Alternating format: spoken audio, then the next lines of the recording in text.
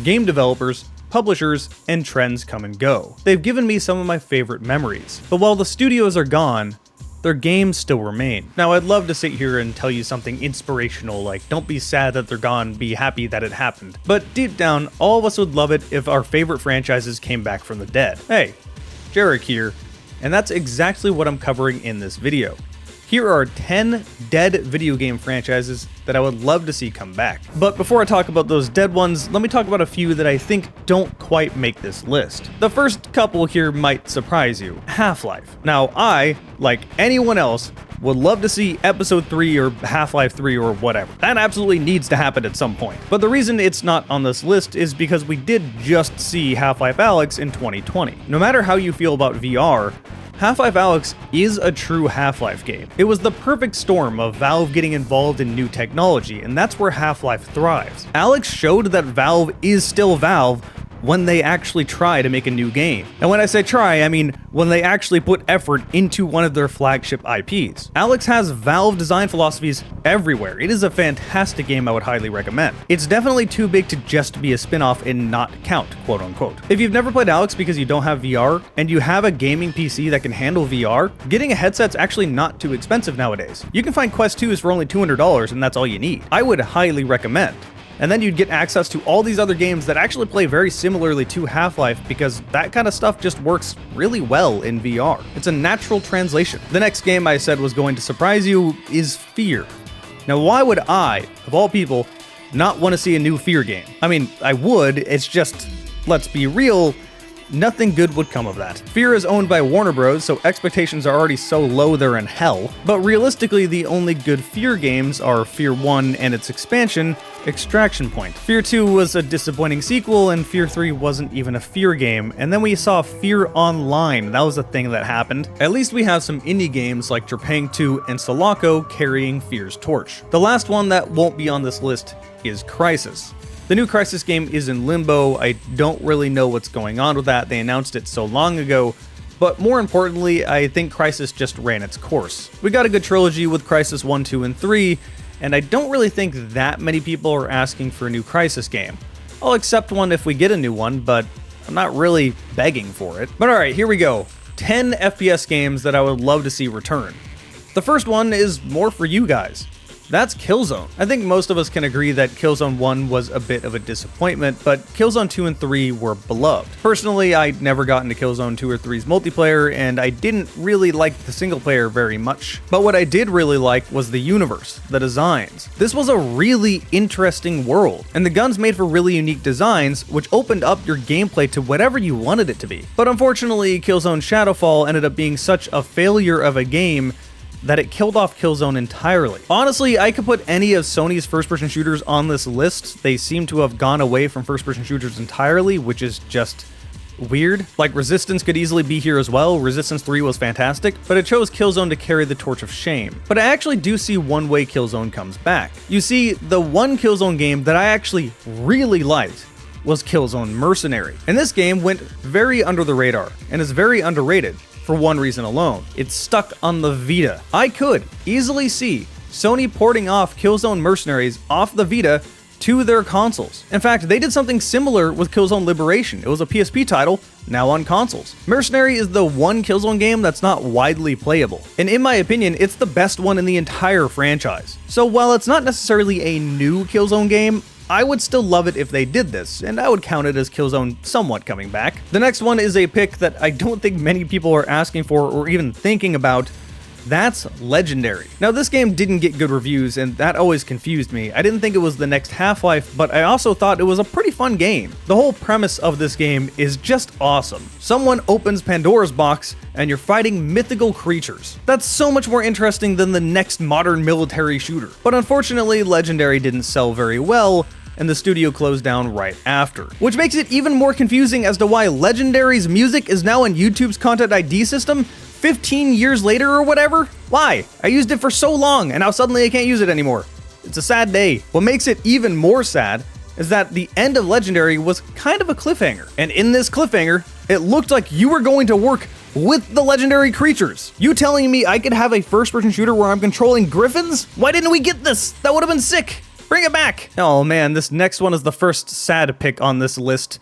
The Darkness. The Darkness 1 is one of my favorite games of all time. The atmosphere, the storytelling, everything in this game is top-notch. And while The Darkness 2 isn't bad, in fact, I think it's quite good on its own, I think it's not a great sequel compared to the first one. Regardless, it ended on a cliffhanger, and I want to know what's gonna happen. But The Darkness 2 came out over a decade ago, and it's solidly dead. Here's a pick that I think most people won't even think of, or maybe even know exists. The Conduit. Now, the Conduit 1 was an interesting proof of concept, a Wii exclusive first-person shooter, but that paints the wrong picture.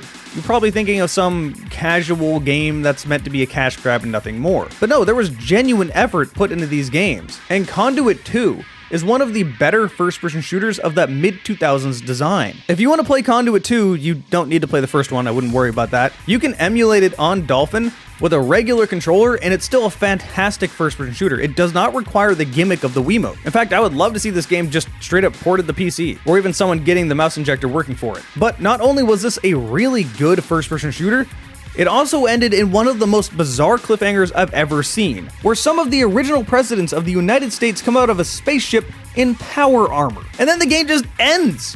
Where the hell is this going? The next franchise I'd love to see come back is Turok. I talk about this all the time. I would love to see more dinosaur first-person shooters. I miss them. And Turok was the main game. Turok did get a brief reboot in 2008, but it didn't really play like Turok. This kind of played like your generic late 2000s first-person shooter. It unfortunately had a lot of issues, as Disney was the one owning the franchise. This really limited what they could do.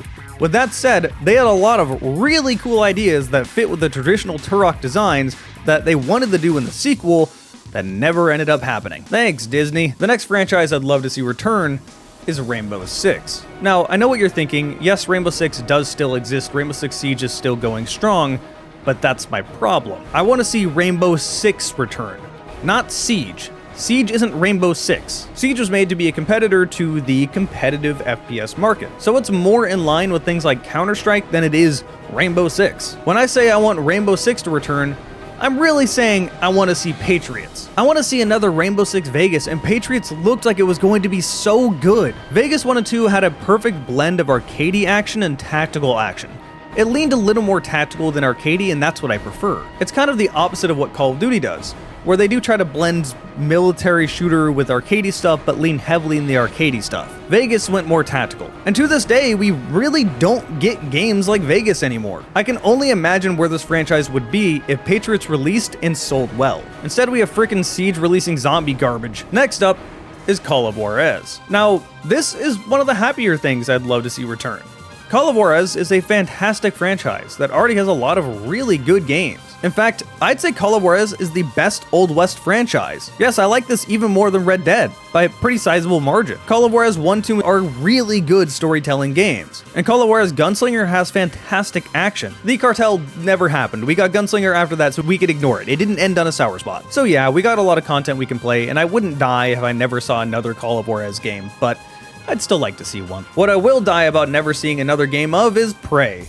No, not Prey 2017, the original Prey 2006. Yeah, we've heard the story a million times before. Reading the words "Prey will continue" still makes me so sad. Prey 2 looked so good, and Prey 1 is one of the most underrated games. Prey 2017 really shouldn't have been called Prey. It has nothing to do with the first game. For whatever reason, they latched onto the IP and forced it onto that game. I'm not really into immersive sims, that's just not a genre I've ever really enjoyed, so that made me pretty salty. Let alone how hard Bethesda screwed over the original devs. They were trying to do a hostile takeover, and then when that didn't work, they just killed them. Yeah, we're never gonna see a sequel to the original Prey that came out way back in 2006.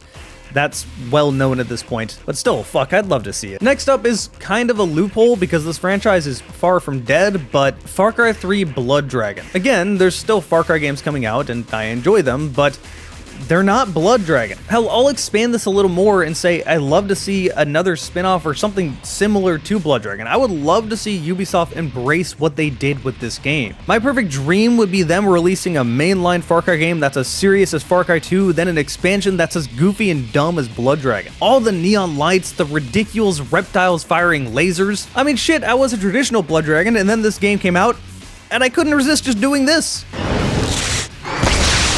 This game's awesome, we need more of it. But in first place, the franchise I would love to see come back more than anything else is TimeSplitters. I think Free Radical Design is the most unlucky game studio of all time. TimeSplitters has been rebooted over and over again, and every single time something happens out of their control to close it down. They've been forced onto projects they don't want to do. They've been closed down and then reopened as another studio with a different name over and over again. But the thing that finally killed off TimeSplitters makes me so upset at the modern games industry. In 2021, then publisher Deep Silver finally announced the return of TimeSplitters, developed by a number of key original members from the Free Radical team, including the founders of that studio. However, in December 2023, Free Radical shut down. This was all thanks to Embracer. They were another casualty of Embracer buying up studios left and right and then closing them down. And seeing what had already been done in that new TimeSplitters game makes me even more upset. This new TimeSplitters game had to be pitched as a Fortnite-like battle royale just to get greenlit. So for a lot of that time,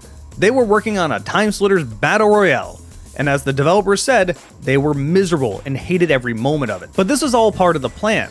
They were doing a bait and switch, and started working on a traditional TimeSplitters game. And finally, when all of this started coming together, Embracer shuts them down. Boy, I love video games! So now that I am thoroughly depressed, those were 10 games that I'd love to see come back. There are so many more. I kind of kept this list short, otherwise this video would be like an hour long and I wanted to avoid that. So list the ones I didn't mention down below because I do want to talk about them. I want to remember these games we love. Hey, huge thanks to all of my members. They get to see my videos at least 1 week at a time. This one they get to see like 3 weeks at a time. I was doing things way earlier in this case. Thanks to everyone that follows me on Twitch. I stream over there every single week. All the footage you see here is from my stream, twitch.tv/Jarek4GamingDragon. Subscribe if you like this content, and of course, thank all of you for watching this video.